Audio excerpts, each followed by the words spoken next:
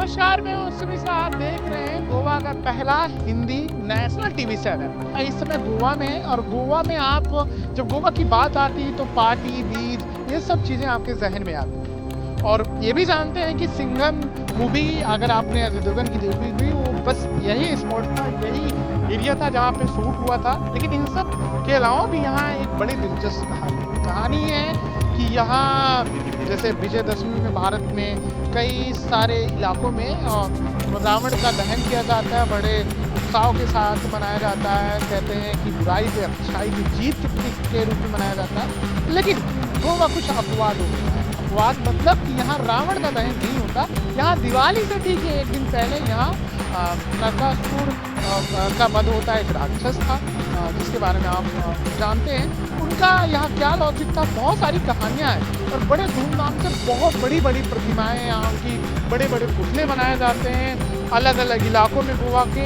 अलग अलग कोनों में। और उसको फिर रात में 2 से 2:30 बजे उसका दहन किया जाता है। ये मेरे पीछे की जगह है, बहुत बखूबी आप समझ रहे होंगे कि क्या है। और यहाँ के कुछ लोग हैं, उनसे भी जानेंगे कि वाकई में क्या वो भी पार्टिसिपेट करते हैं इस पूरे फेस्टिवल पे। तो चलते हैं और भी दिखाते हैं।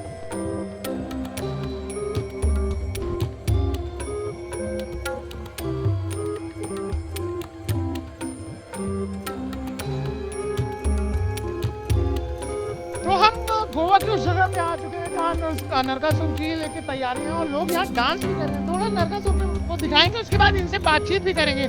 कैमरामैन बलदेव से बोलेंगे बलदेव इधर आए, और बलदेव से बोलेंगे कि आते हुए दिखाएं कि कैसे है यहाँ पे, कैसा बना है, और इस चीजें दिखाएंगे। उसके बाद इन लोगों से भी बातचीत करने की कोशिश करेंगे कि कैसे बनाया गया। और देखिए बड़े भव्य तरीके से अगर देखें ओवरऑल तो ये नरकासुर बना है, आपको लगेगा बिल्कुल रियल। तो सब कुछ इसमें अपनी कलाकारी देखेंगे कि बिल्कुल जिस तरीके से उसकी पूरे भुजाएं और जैसे जो मालाएं पहनते थे और गान और उसके नीचे सब कुछ बनाने की कोशिश आके आपको इस बात का गवाही दे रही है कि जैसे राक्षस है। और साथ में अगर देखेंगे तो ये भी आपको नजर आएगा जिस तरीके से उनके है और ये किस तरीके से उनका पद होता है, उन सब कहानियों को बयां करता है। और ये गोवा में बहुत ज़्यादा प्रचलित है। यहाँ विजयदशमी में रावण की दहन नहीं होता, जितना इसको बहुत चाव के साथ और इसका इतिहास जो रहा इनकी संस्कृति और कला में और विरासत में, उसको लिहाज से बहुत इम्पोर्टेंट है,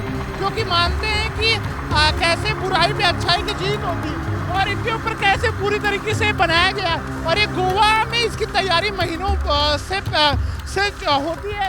आप लोग हर साल मनाते हो? हाँ, हर साल बनाते हैं। अगर इसके बारे में थोड़ा बताएं, जैसे पूरे भारत में तो रावण दहन करते हैं, यहाँ नरकासुर क्यों मनाते हैं ऐसा? वो हमारे परंपरा है। आपकी परंपरा। और ये कितने दिनों में बनाए और कैसे बनाए, किन किन लोगों का? कम से कम हमारे बच्चों का है। अच्छा। और अभी उसे 1 महीना लगा है। 1 महीना लगा इसमें। और इनके बारे में थोड़ा बताएं, जो ऊपर वाली प्रतिमा है उनके बारे में अगर थोड़ा बता सके। वो उसने डेकोरेशन किया के वो हमारा डोंगर है ना, वो डबल आता है। अच्छा। वो बड़ा है, उसके छोटा ऊपर रखा है, जो दोनों साथ में झगड़ने को जाता है। और इनके बारे में जो बताएं, ये बच्चा लोगों ने बनाया। बच्चा लोगों ने बनाया। हाँ। तो ये आपके लिए बहुत आप लोग इसे ये बिल्कुल बुराई पे अच्छाई की जीत के लिए मनाते हैं। वो हमारे संस्कृति ने लिखा है ना, वो जैसा रावण को मारता है, इसी वास्ते से हम भी ऐसा हम भी हिंदू धर्म का वो निभाता है। इसको लेके गोवा में बहुत तरीके की तैयारियां होती है, बहुत जोरों से होती है, हर जगह आपको देखने को मिलती है। आप लोग कितने मतलब डांस के अलावा और क्या क्या करते हैं आपके लिए, और क्या मान्यता है? अभी हम इधर नाचेंगे, बाद में सुबह 6 बजे 5 बजे बाद उसको जलाएंगे। हाँ, जलाएंगे। उसके बाद हम दिवाली बनाते हैं। कृष्णा, भगवान कृष्ण के नाम पे आपका, और भगवान कृष्ण ने मेरे पड़ोसी है, हम लोग साल इनके साथ ही मजा करते आते और हैं। रहने वाले कहाँ के? रहने एक्चुअली मैं महाराष्ट्रन हूँ।